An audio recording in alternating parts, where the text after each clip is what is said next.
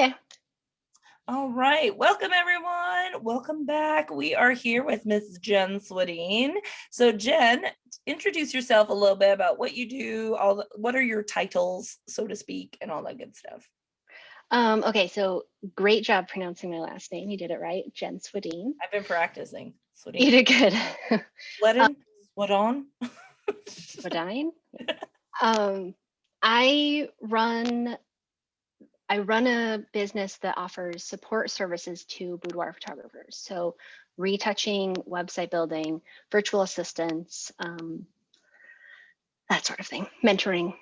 Basically everything she does Basically, that. I'm a digital unicorn and I have a team of digital unicorns. Which is amazing because unicorns are hard to find. So, yeah. They are, or my team would be much bigger if they weren't so hard to find. That's true. Then you just have horses though, and then that's not what you want, right? Boring. Yeah, agreed. Exactly. You want people that are good at what they do. But now you haven't always done that stuff. You were also a boudoir photographer back in the day. So when did you first get into boudoir? Like, what was your transition point to being like, nope, I want to build systems?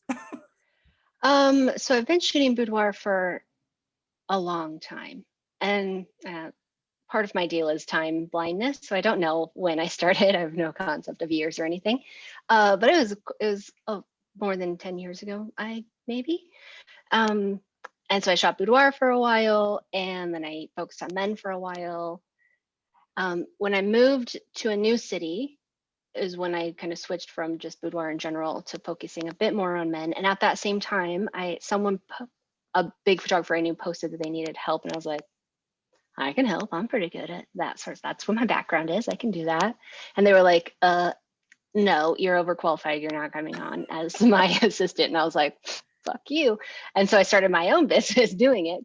Like, I can do this actually.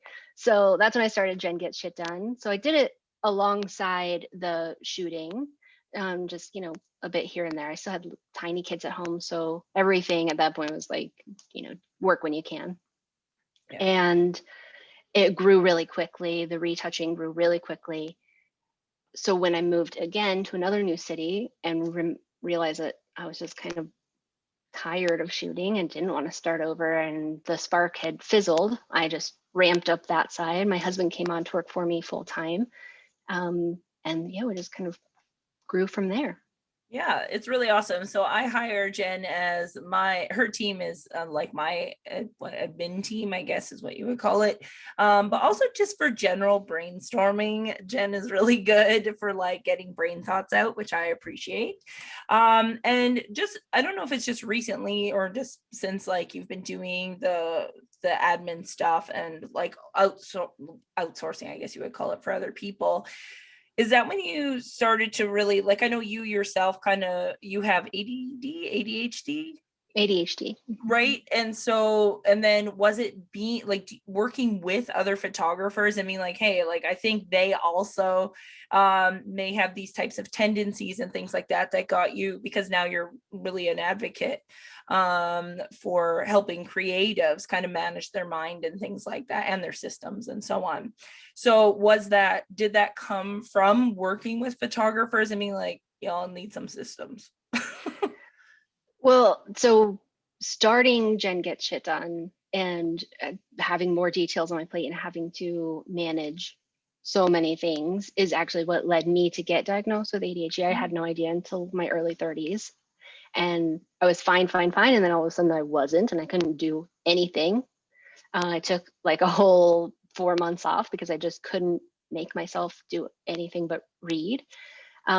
And eventually I saw like a BuzzFeed meme post and I was like, oh, damn, I got ADHD apparently.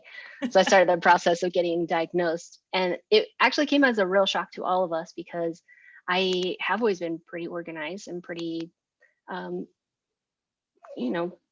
successful, and I had good grades and all of that, which made me realize we don't have any idea what ADHD actually is. I had no idea all of my weird stuff like time blindness is an ADHD thing. So it was then that I was like, everyone needs to understand that I'm not just like looking for stimulants. Like that's not my jam, or that anyone struggling isn't just lazy and dumb. We need to understand there's something different in our brains.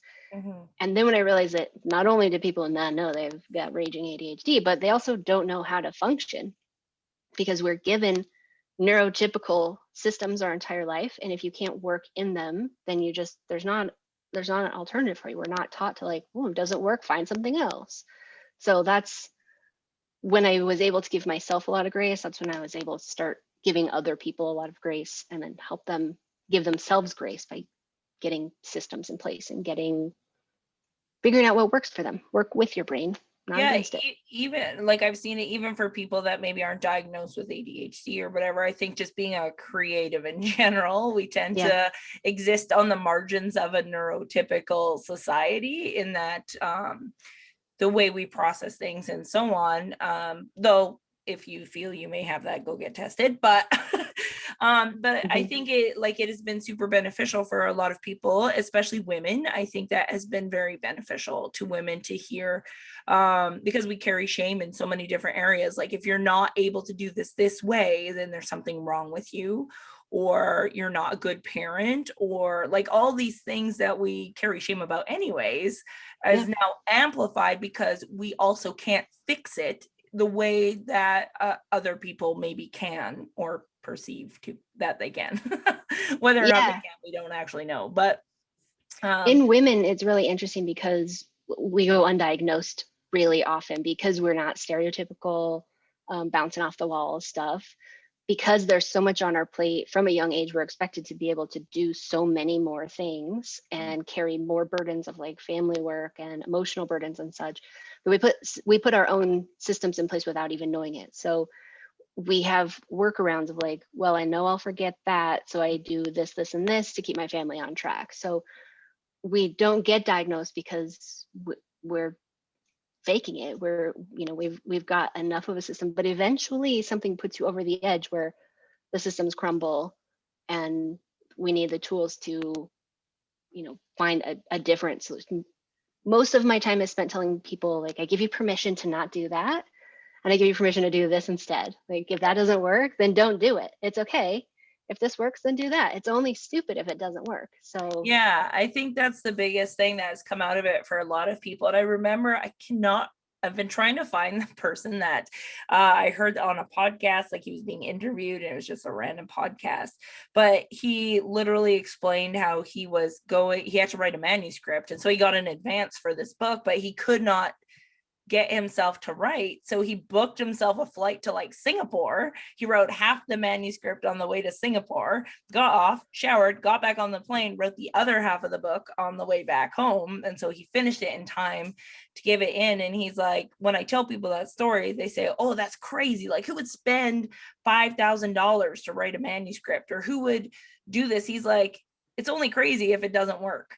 He's like, this is what I had to do to get the job done. It doesn't matter. And that to me was like a huge light bulb for myself to be like, yeah, it doesn't matter how it gets done. Just get it done as long as it's not harming other people. But like, just get it done. Like it may seem weird or odd or whatever, but who gives a shit? Honestly, right? It's really annoying to have to set a timer to take my medicine, which makes me function every day. Like I feel so dumb that like, of course you just get up and you take it, but that's not how it works.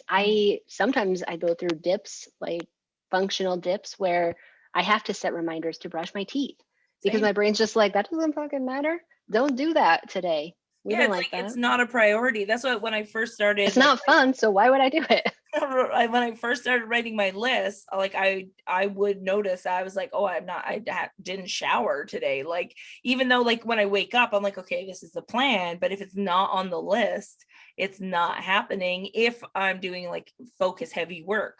So now when I know I have a project that I have to do, I also have to put shower, brush teeth, like basic human hygiene things on the list, or it's else it's just not going to get done.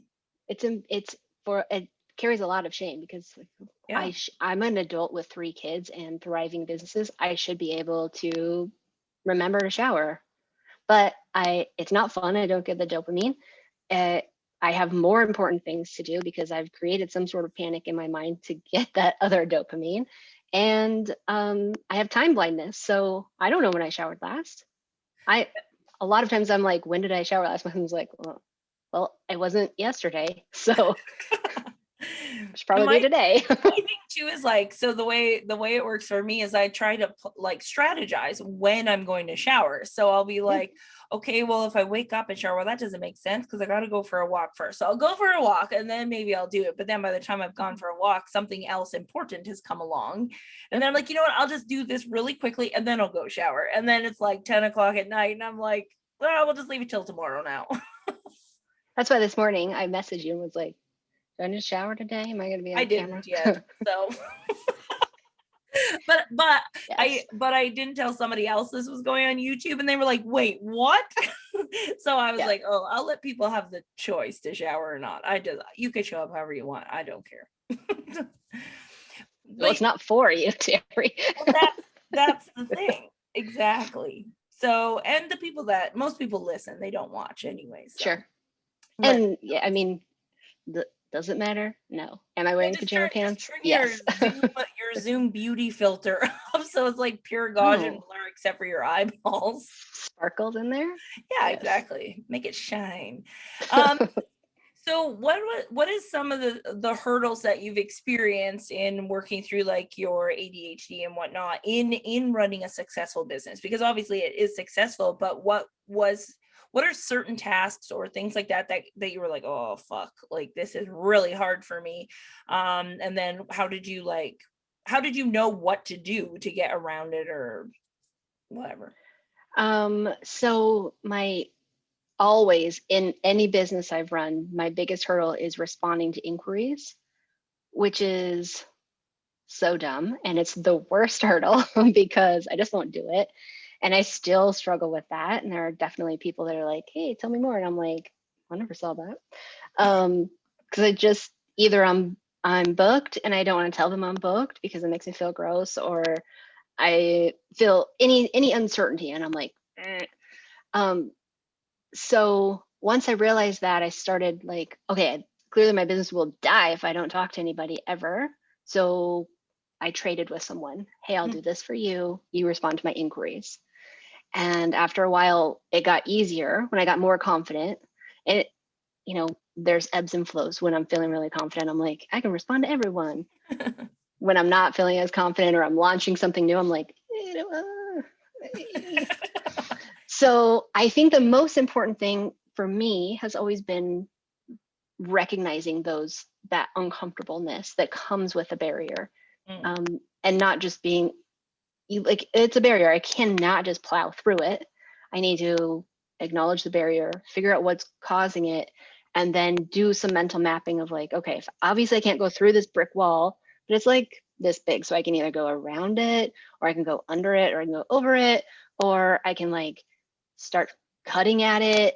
There's ways around the barriers, but only if you can be self-aware and recognize that it's happening.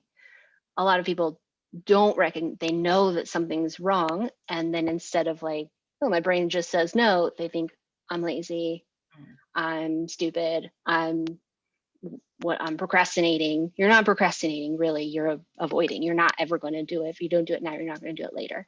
So any time I feel avoidant, I think like, okay, why? Like, why is my toes curling? Why am I groaning about this? And it's either write it down and find a new solution, or outsource it. If I won't do it, someone will. Yeah, I think that's really that self-awareness piece. Like I talk about being self-aware all the time because I think it's so important for everything, for managing your mind for sure. And the problem is that we have all these labels that other people have assigned to us from when we were younger that like to show up and attach themselves to when we don't take initiative and do the thing or whatever you want to call it. And so and then that in itself is self-defeating because you're like, oh, it's just the way that it is. I'm just always lazy, or I'm just everyone else can do this. Yeah, exactly. Why can't I? I'm always like this. And I think that mindset piece to it is really hard to overcome, but it is necessary to like argue back and say, wait, no, like this is some like I always say, like, who taught you that? Like, is that helping you get this thing done? Probably not. So what can we think differently to get us through this, to at least acknowledge that either we're not going to do it and outsource, or that we acknowledge that we can do it in a different way. Because just like settling into that label is not going to help you do anything. Like you just then sit there, and it can be really hard that way. And then taking ownership of whatever new thing you try and not being embarrassed by it. I'm not embarrassed that I have to have 8 systems going at all times because one of them stops working, or one of them is the cool thing. I'm not embarrassed that I have a strip of numbers on my computer with an arrow pointing to show me when I took my medication, so I can like remember. I put my keys in the same spot every time. It's okay to do the weird stuff, and then it's okay to be okay with doing it in a weird way. So that's a lot of times people are like, well, don't judge me, I do it this way. And I'm like, who cares? Do it that way. I'm like, does it work? Yeah, good. Then do it. Like, it's not wrong if you're doing it. Who cares? Yeah, I think that is like a really big hurdle for people to get over, again, is that fear of like, it's different than how everyone else, just put that in quotes, like you're an individual person, even though I say nobody's a special unicorn, but you are kind of, but also not.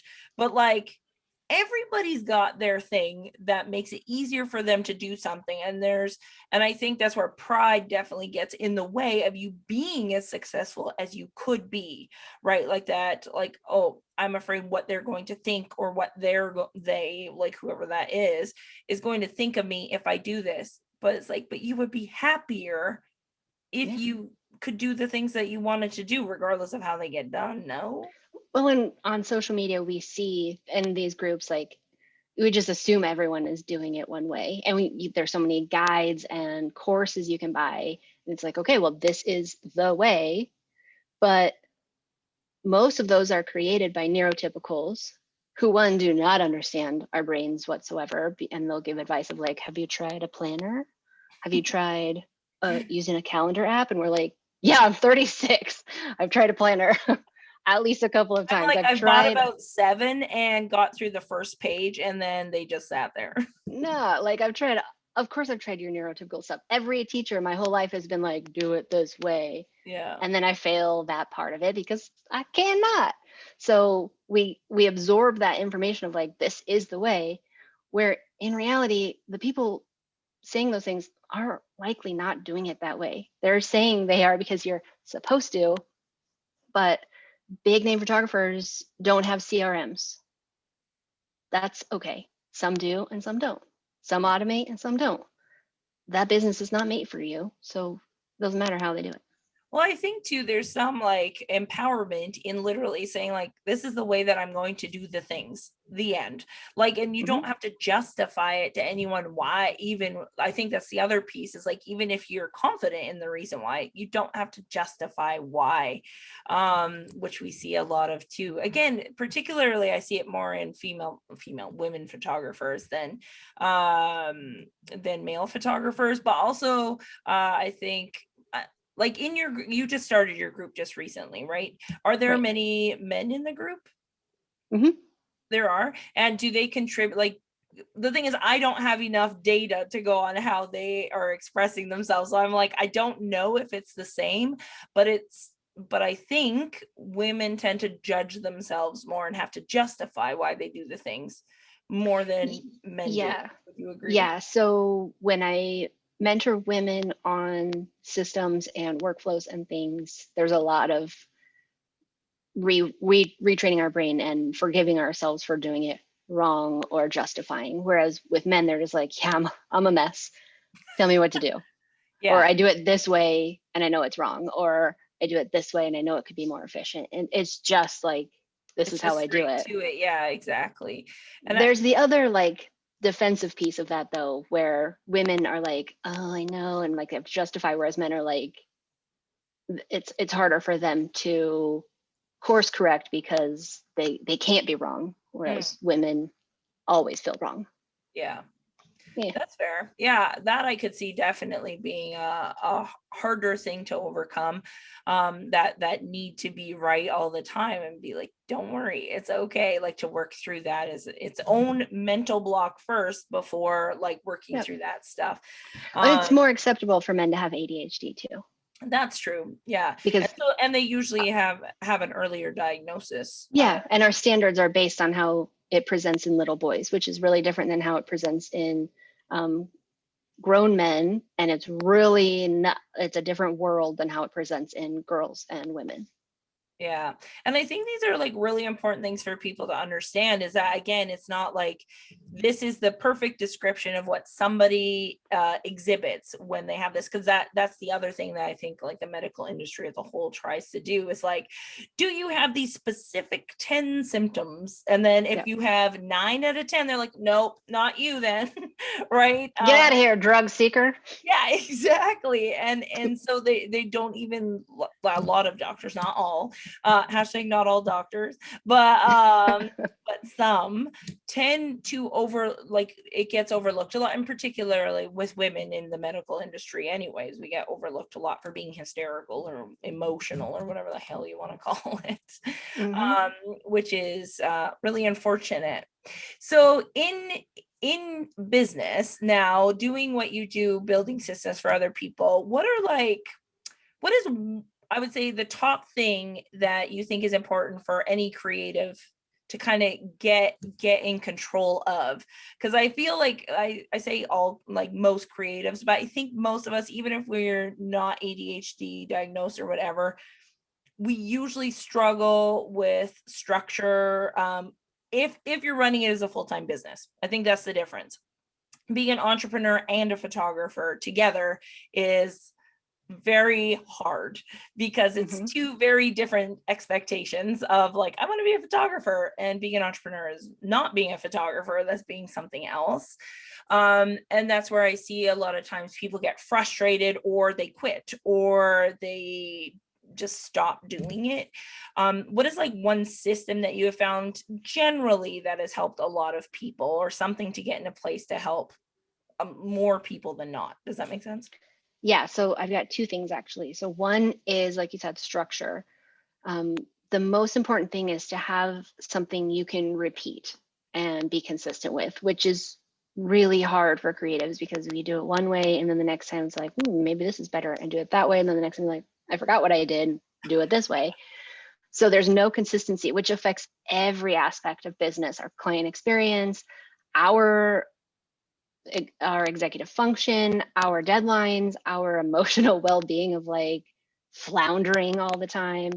So specifically what I found is in a workflow, and I'm not talking about like a client before their shoot workflow, not a client workflow of emails and stuff, but like how we handle the whole process, how we handle the files. So every time you deal with a file, it should be exactly the same way you dealt with every other file. Your toning, your creative part obviously will be different from set to set, but how the files are labeled, stored, archived, backed up, put into folders, the whole process needs to be the same every single time, because then we're not making decisions, because you just do what you do, and we're not wasting time like hunting for things. Like I know where everything is because it's where it's supposed to be. So it's that same mindset of like everything in its place, which Not gonna as lie, creatives we hate that. it took me a good like 2 to 3 years to understand, Yeah. like, you know what, maybe it would be more efficient if I just did Yeah, this we hate it. the We way super my hate it. husband's been telling me to do it for like 5 Yeah, years, and I'm like, oh no, like I just do it. it's It's fine. just better for me to do it this way.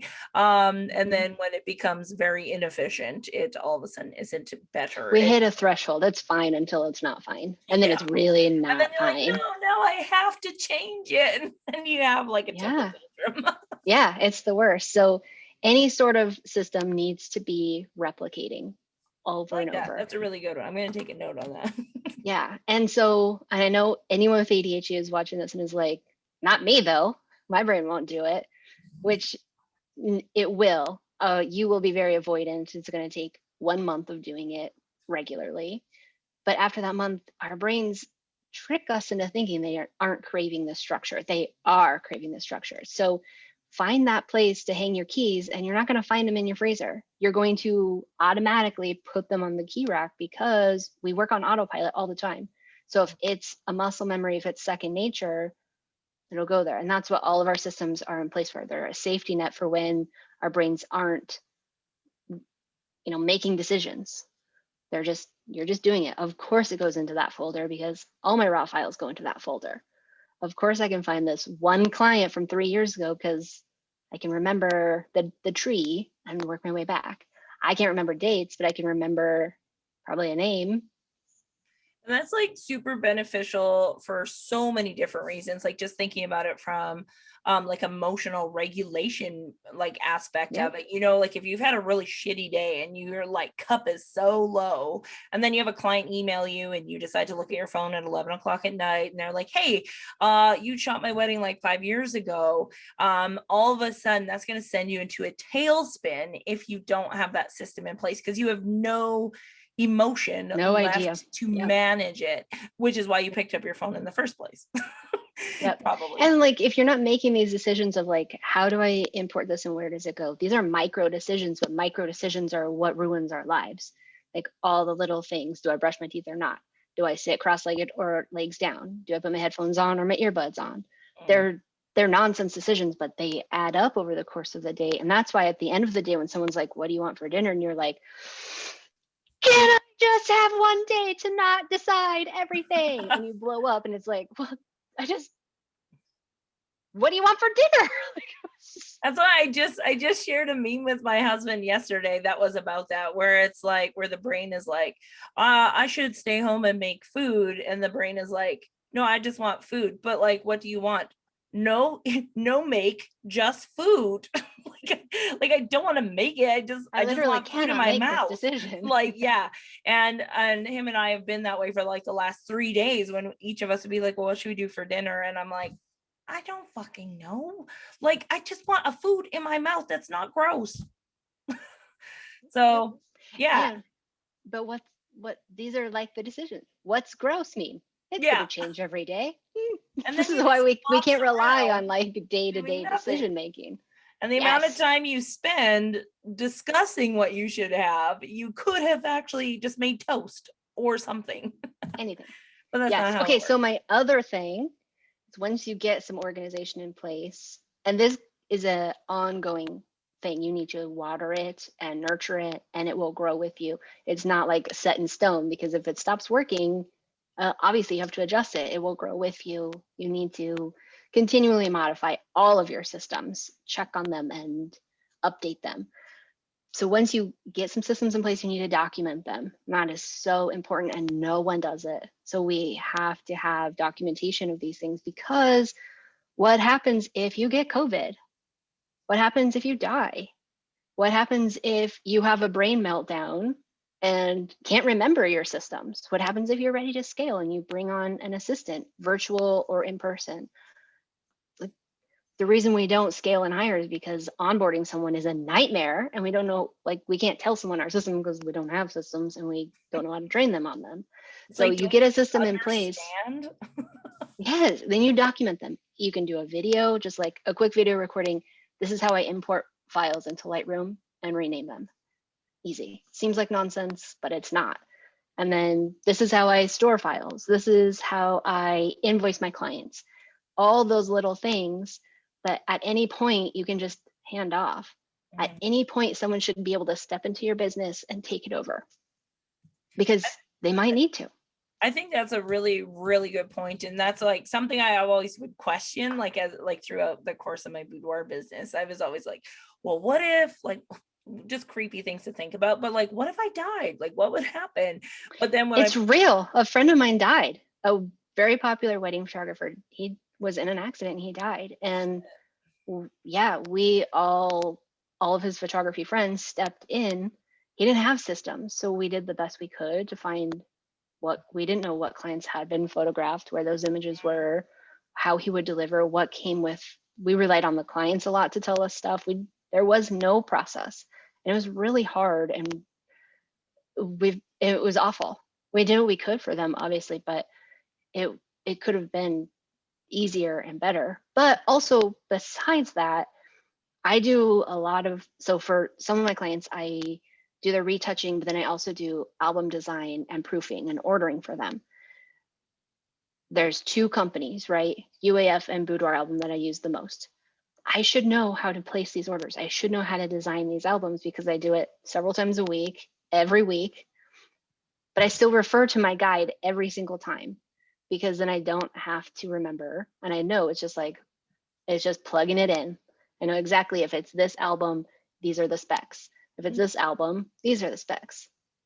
So it saves my brain all day, every day. And yes, I know how to do the things. And if I sat there and like, I can rely on myself to do it, but there's no uncertainty. There's none of me like, did I do it right? Because I'm on autopilot all day. I don't know. I don't make short-term memories. So I think I did it. But if I have a system, like I know I did it because I know exactly what it looks like when I'm done.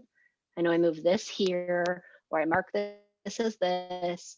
So there's no questioning constantly. There's none of that like decision insecurity. There's no apologizing for shit, which is huge. I'm never like, oh, I'm so sorry, I dropped the ball, which it's really nice to get a message and not assume it's because I'm in trouble, which has been a really big shift. And I remember even just sitting at my desk at the studio and I hear footsteps when I wouldn't have an appointment in the calendar. And I'm like, holy fuck, like, did I forget an appointment? And then they would like walk by. I'm like, oh my God, because of times that I did not have a system in place and like a client would show up that I was not ready for because in my mind, when I answered an email at 11 o'clock at night, I was like, oh yeah, just come by at this time to pick up your album or do whatever. And then I would not put it in my calendar because I would do it later naturally. And then, and that anxiety, I can just feel it now. I'm like, oh, it's just gross. So yeah, when you have these systems, mistakes will be made, of course, but it's no longer the default. It's, mistakes are going to happen. And then you can deal with them because you know what to expect and how to handle it. But you're no longer guessing if you can share images or guessing if like, did I order that person's album? So how will I find out? So I think one of the hurdles for me in that case would be, so let's say like I have a client, I get their images and stuff like that, is that the after work of that is the part that like I'm already moving on to the next client. So there's like steps to be taken afterwards, like putting their files into a folder if I do a permission to share after they've like sent me their questionnaire. This is after I've already been done them. So like, what would you recommend to somebody that's like that, where they're already moved on, even though there's still a little bit of work to be done with a client? Would that be something you would outsource? I would, if you are continually struggling to remember to get those things done, definitely outsource. It's not that expensive and it'll save you a ton of brain space. But also there are physical ways that you can like move them through a list. I'm going to be dropping a client management tool very soon, like by the end of the month, I think, that will help with this. It'll be a visual keeping track of system. So there's a lot of task managers out there, that apps that can take on these things. So it's just a matter of setting it up, which sucks, and then using it. And just that's the part using it. So I'm like, but it's extra time, right? That's for me. It's like, I just want to like be done. So then I'll jump over certain things that I don't deem as important, though they become very important very quickly, because then you don't know, like, am I able, like if you're all of a sudden you need new content for your blog and you don't know whose images you can use or what stories to tell because you've already forgotten it, like having those extra steps in place before you move on is really important, even though it feels like pulling teeth in the moment. It feels really bad for the first month. Once you're over that learning curve of the first month, it becomes essentially muscle memory. So, when you shower, I don't know if everyone does this. Like for me, I wash my hair, then I condition my hair, then I wash my body, and I do my body in the same order every time. Like my chest, and then my belly, and then this leg, and then this leg, and then this arm, and then this arm, and then I rinse, and then I rinse the conditioner out, and then I brush my teeth, and then I, like there's a system. If I get in the shower and wash my body first, there's no way I'm going to remember to wash my hair. And like, if I go out of order, then I'm like, get soap in your eyes. It's just not. Should I get out and start over? Same with when I eat. If I eat the wrong thing first, I'm like, I ate the meat first. What do I eat next? Once you get a system, you're not going to break the system. It's going, sometimes you will. It's going to be very rare that you break the system because it's going to be natural habit. Like, I ordered the thing, of course I move this here. I did the story, of course I mark this. Because that's what I did, like, to start implementing like physical activity into my day. I'm like, first thing in the morning, before you do anything else, which is why I never shower first thing in the morning, is because I'm like, I'm gonna go for my walk. I don't set a time duration because I found that was too limiting. But it's like, you just need to get outside. If you do 1 lap, cool. If you do 2, cool. And then it just, whatever it is. But it's just that act. And then when I travel, like when I went to my brother's farm or my mom's cabin or whatever, I'd be like, well, I gotta wake up and I gotta go for a walk. Like, this is just what we do now. And they're like, what? How you can't really start the car and drive if your seatbelt's not on, because it's just like part of the process. Yeah. And once you get a system in place, even if you're tweaking and modifying the system, it'll still work that way because you've got the blanket there.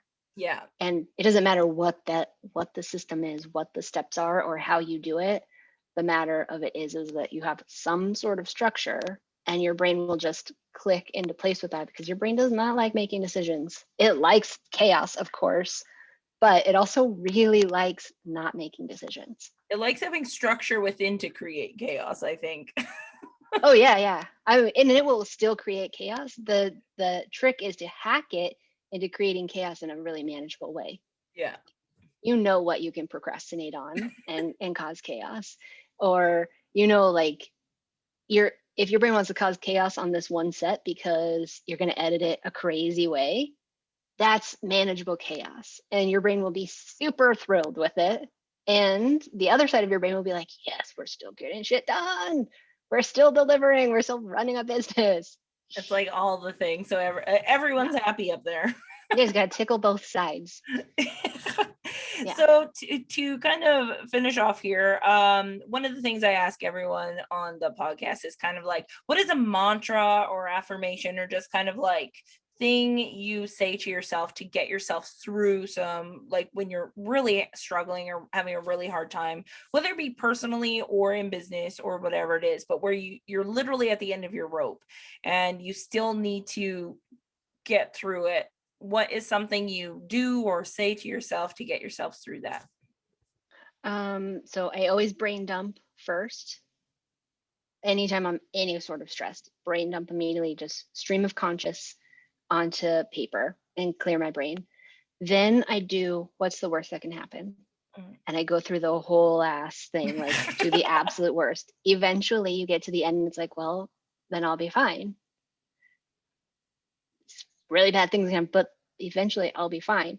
So you can look at that. The worst that can happen is really nothing. Do you think you can? Not a big deal. Can you do so do you write that out or do you do that in your head? What's the worst that can happen? I do it in my head for sure. Yeah. And that kind of guides my whole life of like, what's the worst that could happen? Because even if it's, and I did this exercise with my parenting coach recently, and the worst that can happen is your kid dies, right? That is literally the worst that can happen in my life. And we went through the whole thing of like, what's that look like? And then what's next? And what's that look like? And then what's next? And eventually you get to a place of like, I'll be really sad, but I will be okay. Life will look different. So I just cycle through. If I am scared to do this thing, what's the worst that happens? So for this podcast, for example, if I'm avoiding it because I'm scared of it, why? Well, because I don't know what we'll talk about and I'm not an expert. What's the worst that happens? People don't like it. What's that look like? It looks like nothing. They don't subscribe. They don't like it. Worst case scenario, they lash out and tell me I'm an idiot. People tell me I'm an idiot. They're not going to tell you that. They're going to tell me that. So you don't totally have to worry about it. But like if people come at me, which we worry about being creatives and a woman all the time, because they do that shit, then I shoulder and roll it off because Who cares? I'm not an idiot. I am really good at what I do, and I do know what I'm talking about. So, worst case scenario is nothing. I go on with life. Why would I avoid it? Best case scenario is think magical stuff happens. Worst case is some dumb dude on the internet tells me I'm wrong. Some dumb dude on the internet tells me I'm wrong all the time. I don't care. It doesn't affect me at all. Bring it on, sir. Yeah, exactly. And if anything, I think that fires you up, which is I've seen It happen. sure does. And I don't sometimes mind it it. makes you clear your whole schedule for shit like that. Ooh, send them over. I've got some stuff to say. So now Jen is going to be one of our upcoming educators on the Boudoir University, and you are teaching a course on thriving with, is it thriving with ADHD or just thriving? What? Thriving, well, I don't know. Surviving? Title TBD. Well, no, you had a good Thriving with title on it. I just can't ADHD. remember off the top of my head what it was. Yeah, I said thriving with ADHD. Essentially, it's learning to work with your brain instead of against it. But I have a topic in there for neurotypicals of how to work with neurodiverse clients and colleagues and kind of make some concessions for that and give them some grace and put out information that they can absorb, because a full document of text, with it all being the same, it's all capitalized and it's all the same boldness, like we can't read that. We would like to, but we cannot.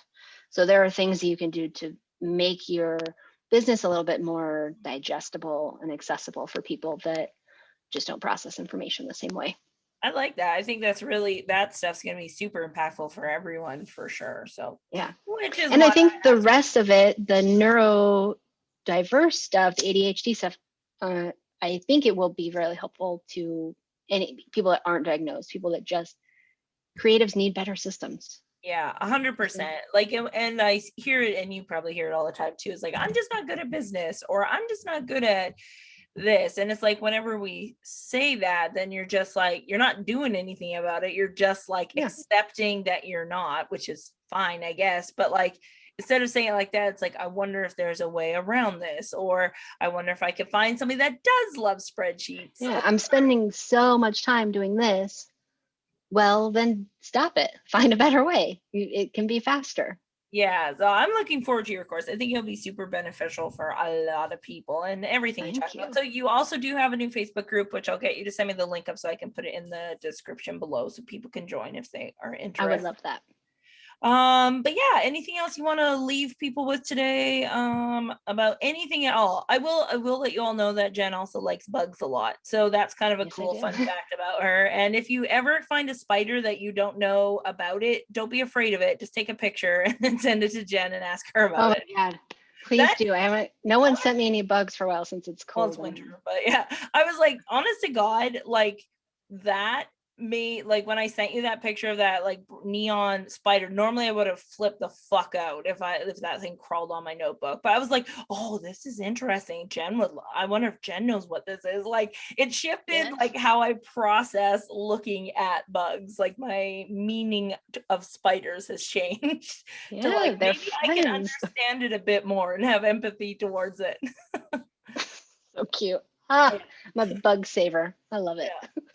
Okay, so what I want to leave everyone with is be kind to yourself and give yourself some grace, because new systems are really hard, but failing systems are even harder. So it's okay to try stuff, and then it's okay to tweak it. And if that doesn't work, try something else. And if that doesn't work, try something else. And if that doesn't work, there's more shit out there. There's endless amounts of systems and ways to do things. So keep trying until you find what clicks, and then stick with it. Give it time. Grow with it, and don't be embarrassed when it stops working after a year, because that's normal. And then you try the next thing, and then you go back to it, and then you try something else. So flexibility within structure is really important, but being nice to yourself and saying like, okay, I'm not putting it off because I'm an idiot. I'm putting it off because my brain's bored. Make it less boring. Yeah, I think that's like a really good point to end on, is that when we just like chalk it up to this like kind of label or whatever we want to call it, that doesn't give us the power to change the outcome. But if we can say, okay, but what does that actually mean? like what is the actual thing that's underneath this label that I'm dealing with, then you actually have the power to change it. You actually have control of things, and I think that is the most empowering thing that we can do for ourselves. Totally agree. Like, give ourselves control. Awesome. Well, thank you, Jen, for being here, and y'all check out Jen's stuff in the description below of here, and then also on the podcast it'll be in the description thing. And yeah, stay tuned for the Boudoir University electives course coming out April 1st. Bye. Yes. Thank you.